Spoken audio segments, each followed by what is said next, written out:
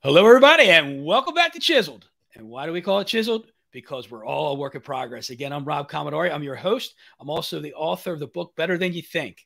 And today I have a guest on the show with me. His name is Greg Kettner from Walla Walla, Washington. Greg, right. he's a TEDx speaker. He's a work-happy coach. We're going to get into that. And trainer, he helps organizations increase revenue, retain their top employees, and he creates a culture, helps create a culture of mental health mindedness with his work-happy program.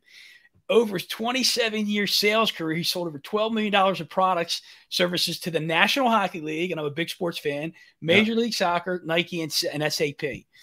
The power of laughter, Greg says, the power of laughter empowers, inspires organizations and audiences around the world to be the very best they could be. His passionate stories will engage you, make you laugh, and touch a tender part of your heart, too. So I'm looking forward to hearing maybe a story or two, Greg. He's also a world-class connector. He's had some beers. Check this out. We're going to drop a few names here. He's had some beers with Wayne Gretzky, shared the stage with Robin Williams, and almost knocked over Queen Elizabeth, too. I want to hear more about that.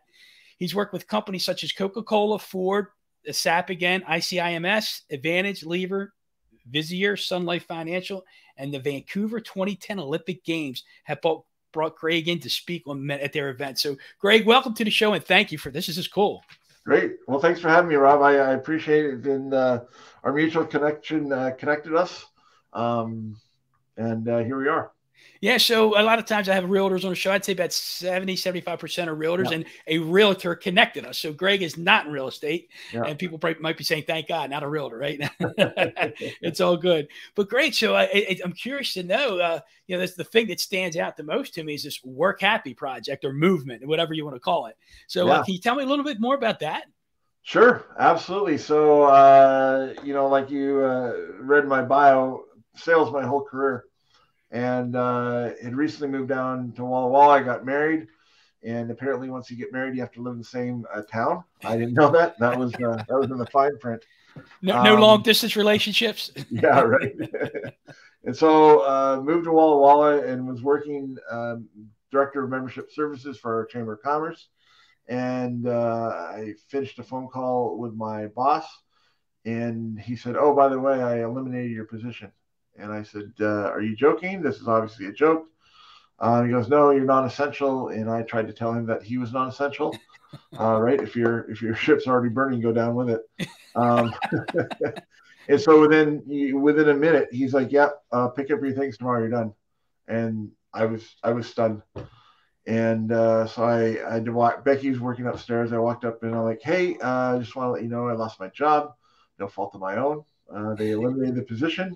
And we were both kind of just like, okay, don't understand or whatnot. So I went golfing because I was pretty upset. And then that next week we were just, sitting around talking. And she said to me, she goes, "Well, what do you really want to do?" And I said, "Well, I missed the stage. I love being around people and making people laugh. And I love sales." And she came up with the idea. She said, "Well, you're always Mr. Positive. You can make anyone laugh. Why don't you help other people work happy?" And I was like, "That's it." And so the next morning I got up in my pajamas and I started research on LinkedIn and the web and who's helping people work happy. And there were few and far between. Wow. So what I didn't mention in the introduction of Greg is that he's been a comedian for 12 years. And so you hear a couple of these jokes along the way, I'm sure. So Greg, he likes to make people happy. And I think when he was talking to Becky, his wife, by the way, mentioned he's married and has his stepdaughter, Rachel. And what I didn't mention also, that connector that we have is Kate Johnston from Washington. So she's the real connector. So I'm sure Kate, she'll be listening. She'll be listening. And thank you for mentioning that Kate and I both have the same birthday. Well, so for the audience, this is weird, crazy, funny, whatever you would call it. So just the other day, you know how you go on your Facebook and you see today's birthdays. Well, I know Kate and I've met Greg, and it's funny on the one right after the other pop up on Facebook is today's birthday is Greg Kettner, January 15th, and Kate Johnston, January 15th. So I called Kate up and said, "Kate, did you know Greg's birthday's on the 15th?" She goes, "No, pretty cool." And I'm like, "Greg, did you know Kate's birthday's on the 15th?" He goes, "No, cool." Yeah. So anyway, the connection there, they both celebrate the same birthday. So that's pretty cool. So you were telling me how you lost your job. You were pissed, so you went golfing. I don't know. Some people might do other things and go golfing, right? And then you did some research and you found this work happy thing. So I think there was some more involved in how that came about. If you want to share a little bit more about that, because you said most people aren't happy.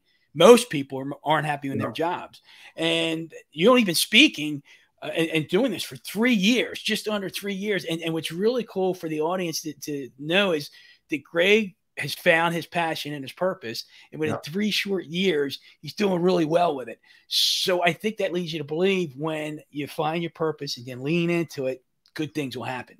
Yeah, no, absolutely. And I've always, been positive, Mr. Happy-go-lucky, but probably the two best jobs I had before what I'm doing now. One was working for the Vancouver Canucks. I was young, single. Part of our package, they gave us season tickets, so I was obviously a lot better looking when I had tickets for the games. I got a lot more dates. I think it was the tickets. And the other job it was good money. We took the building from a season ticket base of 7,000 up to 16, and we basically sold ourselves out of a job. And the other job that I had that I absolutely loved was I got to tour around North America doing stand-up comedy. And, I got to share the stage with guys like Robin Williams and Norm MacDonald, Gilbert Gottfried, Jim Gaffigan, opening for these guys. But the downside was it didn't pay that much. So it took me about 6 years to figure out I like money more than I like stand-up. But now I've been able to combine the two. And my parents were missionaries. My dad was a missionary doctor. And so we grew up with this act of service, right? Serving others, the less fortunate, helping other people because of, what we had, we need to share that with people. And so it's always been in my head. And, I finally grew up 4 or 5 years ago, got married, and just found that this is my lane, is helping people. Every time I speak, every time I get on a podcast, I'll get a text from people, hey, thank you so much. It might just be one little thing, Rob, right? That resonates with people. But if I can leave any wisdom or any stories or lessons from what I've been through to help other people work happy, because, we spend, 2/3 of our day, a lot of us working, and when we're not happy, it's a grind.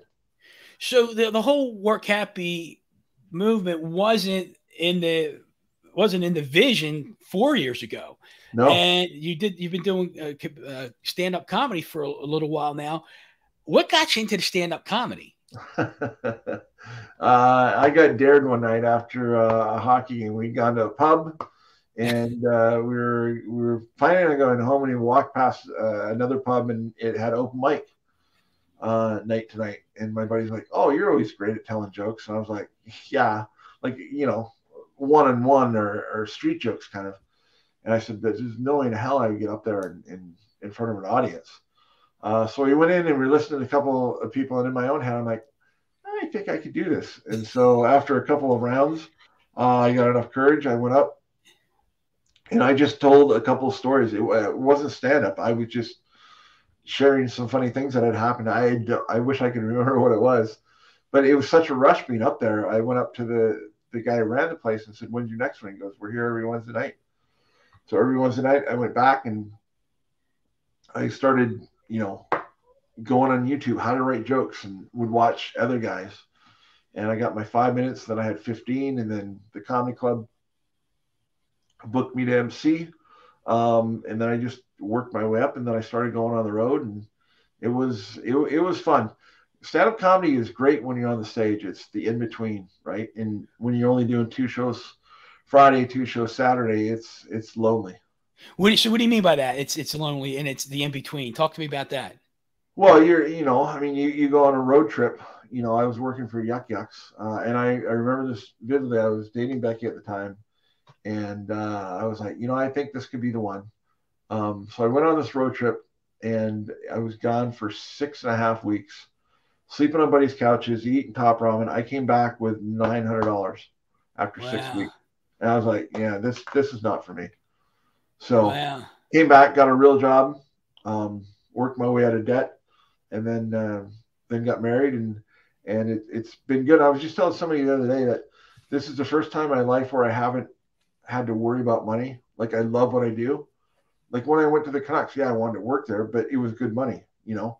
Right. And after, you know, I ran out of money doing stand up, I had to go get another real job again because I needed money.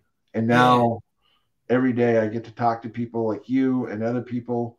Um, it's overwhelming, it's humbling, but it's so rewarding because people I know now can walk away or they'll read a post and they're smiling and they're happy, and it's crazy because I don't know where we lose it as adults, but kids laugh up to 300 times a day, adults 17. Huh. So are we so stressed because we don't laugh, or we don't laugh because we're So stressed? Like, yeah, exactly. yeah, You make me. I mean, obviously, this is a Chiseled podcast. Two yeah, things come to mind here. So you gave us the evolution of Greg Kettner, right, and his yeah, Work Happy project, and Chiseled, you're knocking off the pieces. What evolves is this statue of Greg Kettner, right, yeah, and that's so cool. And the other thing you mentioned there is you talk about the kids and the laughter versus the yeah, adults. You know, in the Bible, God talks about be like little children, right, yeah, and they don't have that fear. They have the faith. They have that hope that good things are going to happen. But at some point in our path, our journey, we get this thing, we take on this thing called responsibility, and we yeah, start to worry about paying our debt, paying our bills, and even having food with our meals, right? yeah, So that's great. So then I got to ask this question. You're in stand-up comedy. You took on the dare and you started feeling it. yeah. And you talked about the lonely piece and in between, but what about like, was there ever a time when you're on stage and I'm sure there was, and you see this happen sometimes on TV when you're watching the stand-up comics, you crack a joke, you do the punchline and you get nothing. Yeah, that What's that feel happened. like? It was a show in Vancouver, and it was a restaurant bar kind of thing, and I was nobody was getting a lot of laughs. I went up, and I felt like I was just like, well, this is not working. And it was really dark, so I mean, I could see that there's people, but I really couldn't see their faces. And found out later, you know, after the lights came on, that probably about 80% of the crowd was the Japanese exchange students who didn't know English. So, Oh gosh. why is this John Goodman guy talking in a funny language? So that's why they weren't laughing. Yeah, but no, I mean, I've always, I guess I've had the good fortune, or people just, I'm mostly a storyteller, but I haven't really gone up. I remember one night I was hosting a show. And it's funny, but it was kind of mean of me.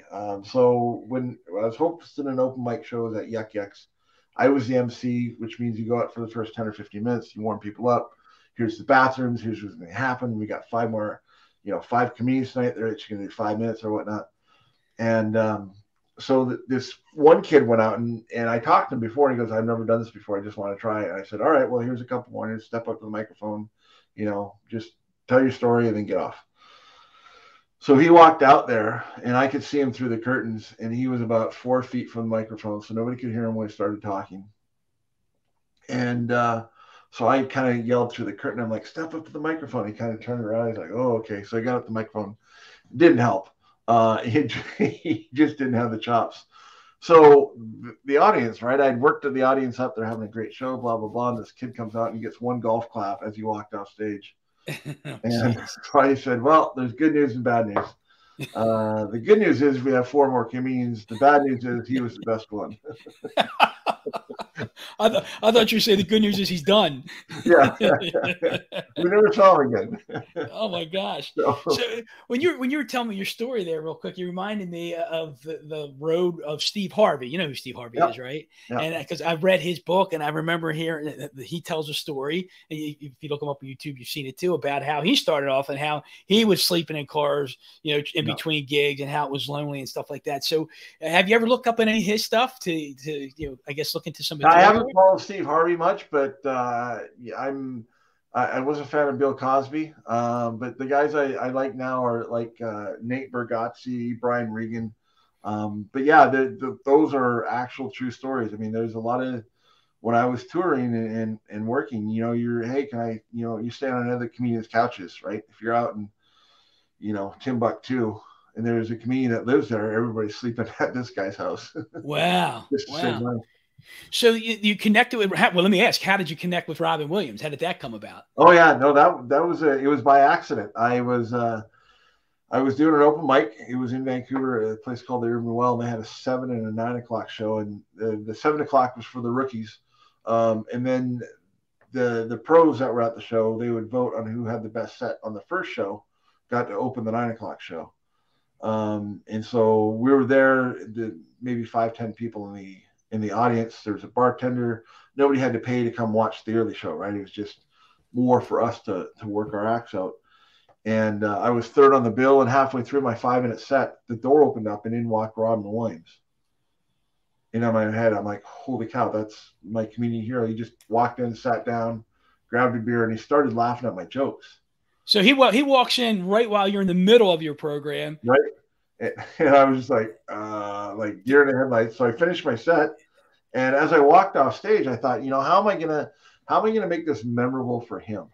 Uh-huh. And so I pretended that I had no idea who he was. No way. So he grabbed the beer, came and sat down beside me, just started talking to him and said, hey, where are you from? He's like, San Francisco. I said, what are you doing in Vancouver? He's like, oh, we're filming a movie, Night at the Museum. I said, well, that sounds like a fun job. Are you the camera guy? Are you in catering? What do you do? And you knew who he was the whole time. Absolutely. Right. And he kind of looked at me like, Prince Harry has no idea who I am. So a fat Prince Harry. And so finally, you know, we were talking, and finally I started laughing. I'm like, dude, I know who you are. And he goes, oh, that's good. And he said something to me that night that I'll never forget. He said, Greg, you're funny, which gave me a huge vote of confidence, right? Uh-huh. Even if he didn't think I was funny, him saying that, I was like, all right, I'm legit now. Right. But the other thing he said, he goes, always keep making people laugh, because you'll never know the difference you make in someone else's life. He goes, you're never going to hear about it, but it's going to, you know. And I was like, okay. So I heard what he said, but I really didn't understand it till later. And then he went on the 9 o'clock show. They said, hey, can you do 10, 15 minutes? And I said, well, do you have 10, 15 minutes? He went up, he did an hour and a half. It was impromptu. The bar is packed. The bouncers are charging $20 to get people in. It was crazy. And you're the one that got him up on stage. Yeah. Well, no, I mean, I was talking to him, but the guy running the bar came up. Oh, okay. Yeah. To go up. And so afterwards, I got a picture with him, and that was it. I saw him a couple more times in photographic memory. But the night I realized what he meant, probably about 3 years later, I was running my own show. I was the MC again, so I was bringing comics up and down. And at the very beginning of the show, a father and son walked in. They sat in the front row. They put their feet on the stage, had their arms crossed, drinking a beer, and they didn't look like they wanted to be at a comedy show, like we're holding them hostage. And so I started talking to him a little bit, and trying to get him involved. And in my head, I was like, all right, I'm going to make these guys laugh. I'm going to give them the opportunity to laugh. Instead of being up there wanting to get the accolades or the laughter, I wanted to give them an environment where these two could laugh. And so finally, by the end of the show, the other comics were coming up and they started laughing. They're having a good time at the end of the show. And so I went up to them afterwards just to talk and say hi. And I said, how'd you hear about the show? And the dad said, well, we've been walking by the show every Thursday night for the last 8 weeks. I said, 8 weeks? Because it was in a hotel lobby bar, right? Mm-hmm. I said, did you move here? You just waiting to find a house? He goes, no. My wife was diagnosed with breast cancer, so she's in the hospital across the street. My son and I take care of her every day, go visit her, take her to appointments, do whatever we can. And at the end of the day, we're so tired, we just eat and fall into bed. Mm. And so the next question, I looked at the boy and I said, hey, how's mom doing? And the kid started to cry. And I was like, oh, no. And he goes, mom died this morning. So here I am with two strangers. We're hugging. Now all three of us are crying. Jeez, and finally, the dad got it together and he said, you know what, Greg? Thanks for making us laugh. It's the first time in 8 weeks we felt somewhat normal. And I was like, that's it, Robin Williams. That's what he meant, right? Yeah. And I was lucky that I got to see it. Most people won't. But can you repeat that line again, what Robin Williams told you? He said, always make people laugh. You'll never know the difference you make in someone's life with laughter. Mm. You know, with that, and thanks for sharing that story, because that's a powerful story. And we were sitting here laughing and joking, and I mean, my heart was sinking when you were telling the story. But it did remind me of the book, The 7 Habits of Highly Effective People, because you never know what's going on in people's lives. Yeah. And you know, it's a story about the I think it was the dad and the kids on a train, and they weren't behaving, and somebody's watching, and the father was just in another world, and the person that was being bothered asked him, he said something about keeping your kids under control, and he basically says their mom just died today. Yeah. And that changed the guy's whole perspective of, okay, now I understand why. So you never know what's going on in people's lives, but you're able to make a difference like that. But so another question I have for you is, when you first got into comedy, was it about you or was it about them? Because it's like you said it a minute ago about the accolades. So was it about you at first? Yeah, absolutely. Absolutely. Until that moment when I thought that on stage, and then to have that happen to me afterwards, and it reminds me of one of my favorite quotes by Robin Williams. I've got on my wall. It says, everyone you meet is battling something you know nothing about. Always be kind. And kind of similar, right? We never know the difference we're going to make, whether it's a smile, a wave, holding the door open for somebody. You have no idea what that person's going through. Yeah. And acts of service, acts of gratitude is what allows us to be happy, right? It's that endorphins, it's that feel good, happy joy. And when we share that, especially at work, right? I mean, how many times, have you missed an opportunity to say hi to a coworker? Yeah. I thought maybe I need a hug or a high five or something, right? So it's always stuck with me. But the things that we do, we never know the difference we can make in someone else's life. Yeah. So two things here. So and I've said this before in this podcast, that the giver in an act of kindness often receives the same, if not more, than the recipient themselves. And so when we give the opportunity for other people to be happy, we get those endorphins kicking, and we feel good. Yeah. The other thing you made me think about, can you read that Robin Williams quote again? That's up on your wall. Can you read that? Oh, yeah. Everyone you meet is fighting a battle you know nothing about. Be kind always. Does that, in hindsight, was that maybe prophetic based on what was he battling something in his life? Yeah, he had Louis' dementia, right? And so, and I don't know Robin Williams. I don't know the situation, but he died by suicide. Yeah. But from what I know of him and what I've read and what I've heard, I think he just got to the point where his mind wasn't working and he couldn't take it anymore. Right. And it's weird because a lot of people will ask me, well, where does all your humor come from? What childhood trauma or pain have you had? And I've experienced all different kinds of emotion, but I've never had like the major childhood trauma or a major accident or anything like that. I've just always I've loved making people laugh. Like I was the stupid kid in grade school doing dumb things, not jackass kind of stuff. Right, but, right. Just being different and being weird, because when I can make somebody laugh, that's what makes me happy. Do you ever use, because a lot of comedians do this, you ever use a lot of self-deprecating all the time material? So is there because I wonder this sometimes, because I've heard that, I see that, and it's almost like the reverse of an affirmation. They say you keep saying affirmations about yourself and they come true. So is there a reverse possibility that you keep being self-deprecating about yourself on stage, you start to actually believe it? Yeah, I guess maybe. I don't know. I haven't sat on a counselor's chair in a while. But, let's do that right now. Right? I feel like you're grilling me, man. No. Yeah, no, for sure. But I used to have a joke about, I need to lose weight. I used to weigh 8 pounds, 6 ounces. Which some people say is self-deprecating, but to me, it's like, duh. I mean, everybody weighed 8 pounds, 6 ounces at one point, right? Yeah, right. So, that's funny. Yeah, no, and I was just talking with my friend Jason Wange the other day, and he has affirmations. He has one for his life, for his family, and for his job. And he showed me. He goes, I have one. He goes, I have one in my backpack. I have one in my office.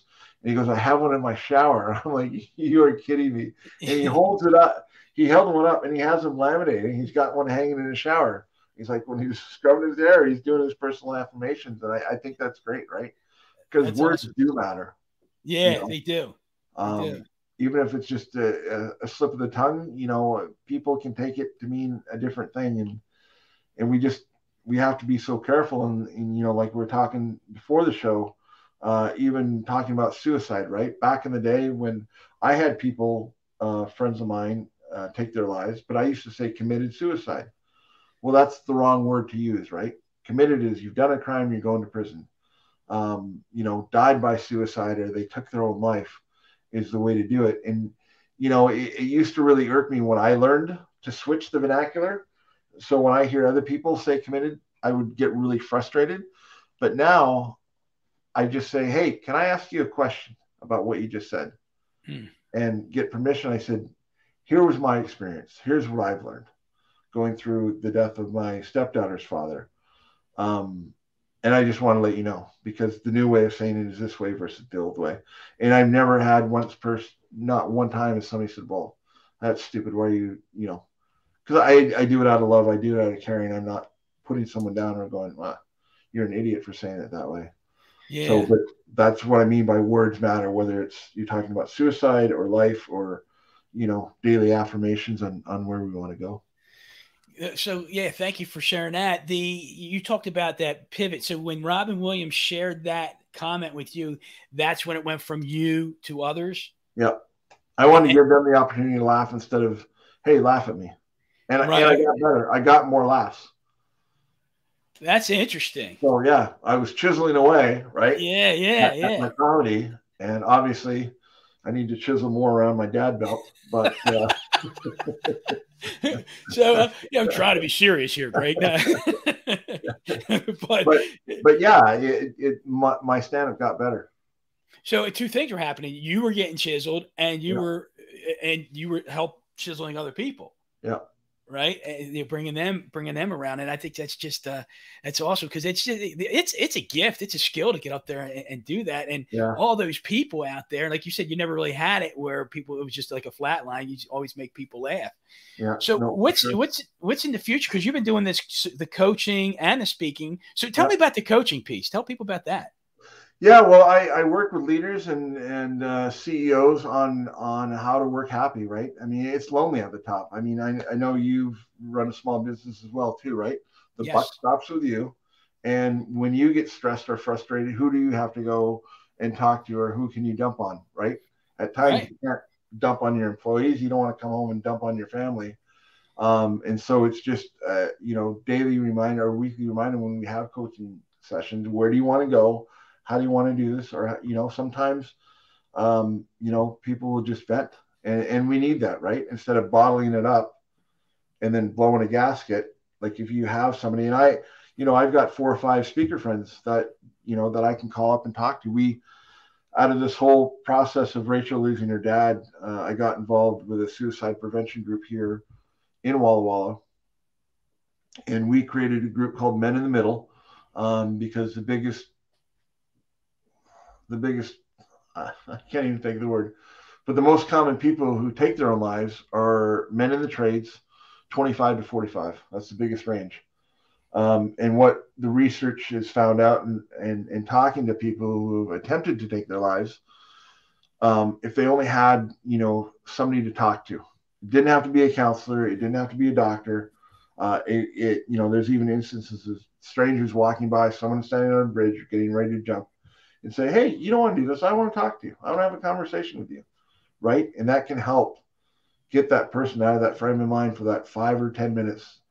And then you can talk to them and people can get help from professionals, right? Whether it's your doctor or your counselor, psychologist, whatever. And so we started a group for men here in our town, and it's on Facebook. It's just Men in the Middle. And every once a month we go down to our Christian Aid Center and we cook and we serve dinner to the homeless people. Yeah. But it's 5, 6 guys in a kitchen, half of us not knowing what we're doing, right? But we're bonding and we're sharing and we're caring and we're talking about our kids. We're talking about our marriages. We're talking about our work. So that when stuff does go sideways, I've got a group of 25 guys I can reach out to and say, hey, you've got a teenage daughter. what the hell? Yeah. Right. Yeah. But I can't say that to my daughter, or sometimes I can't say that to my wife. But so the venting and helping, and that's what the coaching really helps with that. And then, the work happy game plan or program is the 9 steps we can take. So we do have self-care for ourselves. So we do feel more connected with each other in the workplace. And how do we be more productive and talk to each other about stuff that really matters, just not what we did on the weekend. So before you got into the work happy movement, did you, and well, you were doing stand-up comedy for 12 years. Yeah. Did you always have 4 or 5 guys you could go to, or was there a time when, like, okay, I'm lonely, I got nobody to talk to? Oh, absolutely. Absolutely. We started this Men in the Middle group 2 years ago. Okay. Year and a half ago. Tomorrow night, we're going out for a pub night, right? Yeah. Just hanging out. As soon as it gets nice, we're going to golf and whatnot. But yeah, and one of the factors that allows people to work happy, or if you enjoy your job, is if you have at least one good friend at work. Most of us, they say surround yourself with the 5 best people. That's who you're going to gravitate to, or that's what you're going to be like. 5-10 years ago, everybody had 3 good friends. With social media and everything else, we're down to 1.5 good friends. Yeah. Because on Facebook, they might have 4,000 friends, but they're not really friends, right? Exactly. Yeah. Right. And I probably shouldn't out myself, but I've been using the birthday updates. If I haven't talked to anybody in 5 years, I unfriend them. Is that right? Yeah. Right. Because just because I went to high school with them and I haven't seen them in 35, that's not a friend. No. That's an acquaintance. That's somebody who you knew. Right. Unless you want to get back, in touch with people. But I would say I probably got 5 or 6 really good guy friends that I can call up at any point, anytime, and ask them questions. Or, I'm frustrated with my marriage, or I'm frustrated with my kid, or, and just because I'm the work happy guy doesn't mean every day is great, right? It's a process. It's a daily process. So what do you do when you hit that? I know you said you got 4 or 5 guys you talk Yeah. to. So if you wake up and it's not a great day and you can't get a hold of those 4 or 5 guys, is there a process you go through, or can you take us through that process you go through to get yourself out of it? Yeah. Well, usually every morning I get up, I exercise, I read, and then I do breathing exercises for 5 minutes, and I meditate for 20. And that usually allows me to get into that space. And I'm now I'm going to start journaling as well too. I just had this guy on my podcast yesterday. Paul Epstein is a purpose coach, and he was sharing with me what he does in his gratitude journal. He sits down, he writes about one thing in his calendar that day that he's looking forward to. So, for instance, it would be this podcast, talking to you, right? Yeah. I woke up this morning, I'm like, I get to talk to Rob. We had a great phone conversation. I was at Starbucks. He was driving somewhere. And so, I could sit down and I could write gratitude, how thankful I am for being on this podcast, right? Because I'm not only sharing what I know with you, but I'm sharing it with all the listeners. Yes. And so I was grateful for that. So when we do that, it puts us in the right headset. But, there's days that go sideways, and I'll reach out. And if that doesn't work, I'll go take a nap. I'll go golf. But, we have to be a little bit more selfish. We need to take care of ourselves before we can take care of others. Yeah. I thought you were going to tell me the first thing you do when you get up is tell yourself a joke. Yeah. But no, that's one of the things is laugh every day, right? Yeah. Put in your calendar, whether, you like offsides comedy or, PG comedy, whatever makes you laugh. And then, I started the Humor Lab as a way during COVID to showcase, to allow me to laugh with other people, but everybody's been piling on and sharing their jokes. It's PG-13 and no politics. And we have 36,000 people from around the world. It's a great. So start with that before we leave. Let's run through this real quick, because this is one of the ways you get a hold of Greg. He's got this Humor Lab. It's a Facebook page, correct? Yep. Yeah. So tell everybody how this started out, and you already said where it is now. Just if you would do that. For me. No, it was a month or two into the pandemic, and I wasn't able to get up on stage or, go out and see, we'd see our neighbors walking by, kind of thing. And so I just started this group, and I sent it out to 20 of my buddies and said, hey, do you mind sharing this? I woke up, there's 152 people on this group. I'm like, there might be something here. And I spent 0 money on this thing. It's just anytime a person to add, I'm like, hey, welcome, thanks for sharing, you're funny, and I still do that. But now we got 36,000 people, and I get emails, or not emails, but Facebook messages all the time, on thanks for making me laugh. You know, one guy on the East Coast, he was going through a divorce, his kid was sick, and he lost his job.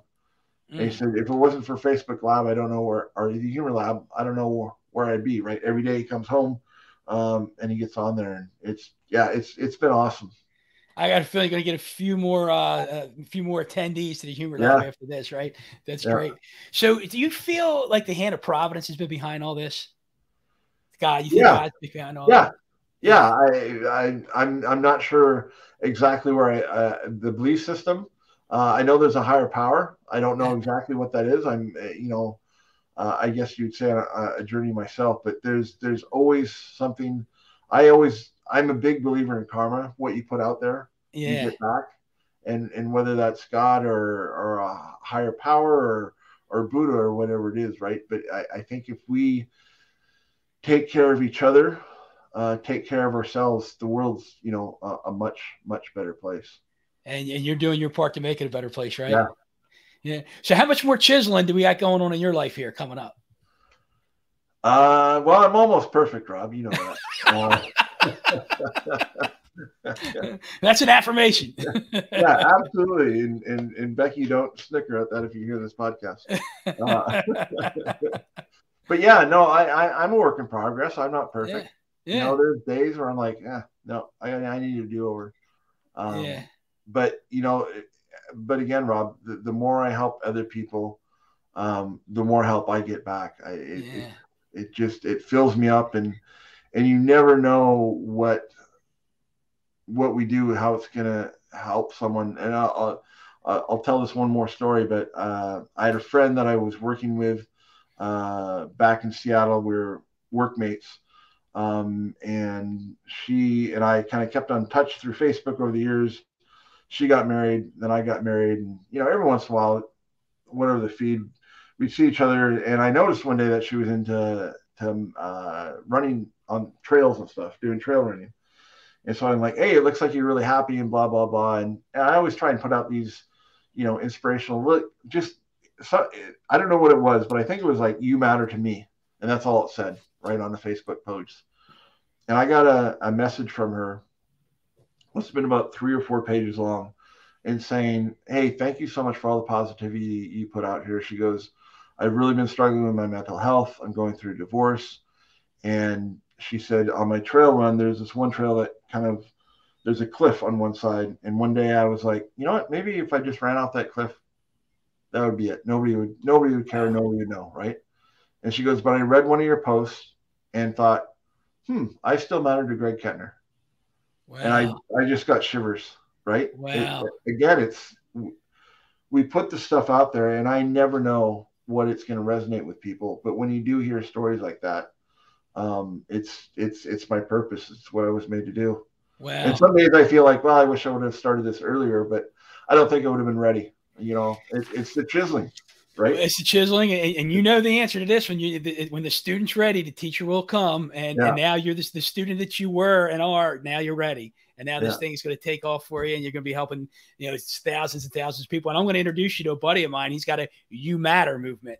His name's Mark Berdinsky, and I would love to make that introduction for you. And he's got these You Matter cards, and he gives them out where we go. And it's funny sometimes, and he'll hear this podcast. And we were just in Nashville, and we went to go to several different clubs or bars or whatnot, and he was going up giving it to the singers. And like sometimes he'll give the card, and he might get mad at me for saying this, but he's waiting for their reaction or their response. Yeah. And we bust his chops about it a little bit, but he's like a kid doing this, and like be of the little children, be of like little children, right? That's what God says. And so it's the kid in him that's coming out sometimes, but he's giving people this card. And we were at this one place, and the band was still playing, but she wasn't singing, so she came off, and he gives her the card. And then she goes back up, and she's like, I got to tell everybody, I just met this guy, and he gives me this card, and I was having a really bad day today. Awesome. I was having a really bad day, and she almost got emotional while she was up there. Yeah. So we all matter, right? And he's got his You Matter movement, and you got this, work happy movement going on. And if more people did what you're doing, what we're doing, it's going to be a happier world. I think you'd agree with that, right? Yeah. Well, thanks for giving me the platform to share it absolutely. with your listeners.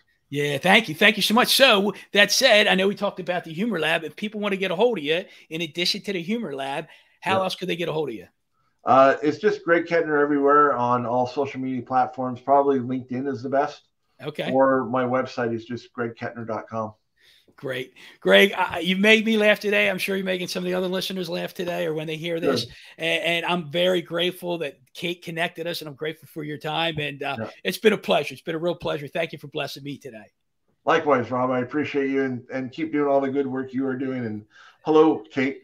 Happy birthday. Belated birthday, right? Belated. So thank you so much, Greg. So look, everybody, until next time, let's go get chiseled.